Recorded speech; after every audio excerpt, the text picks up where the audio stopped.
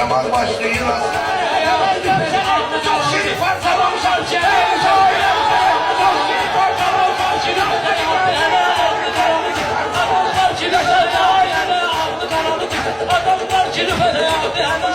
Kanıyla qatırsan, sən elə bilirsən ki, məni yay bala aldatırsan. Sonra keçdiyün oğlana mikrofonda çatırsan.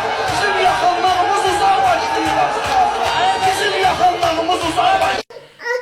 Değerli izleyiciler, bildiğiniz kimi Miray balamızı bir neçə aydır ulserativ kolit xəstəliyindən müalicə etdiririk. Bağırsağındakı sancılar təbii ki dözülməzdir. Məcbur olub paylaşırıq. Halımızdan anlayıb dəstək olan, dua edən hər kəsə təşəkkür edirəm. Ümid edirəm ki, bizi başa düşəcəksiniz, dəstəyinizi əsirgəməyəcəksiniz. Allah heç kimə bizim kimi çarəsizlik nəsib eləməsin. Kömək olan, olmayan hər kəsə ancaq xoşbəxtlik arzu edirəm. Biz də təbii ki, balamızı xilas eləmək istəyirik. Ona görə sizdən maksimum şəkildə dəstək olmağı rica edirəm. Ümid edirəm ki, harayımıza səs verəcəksiniz, dəstək olacaqsınız, dua edəcəksiniz. Öncədən hər birinizə təşəkkür edirəm.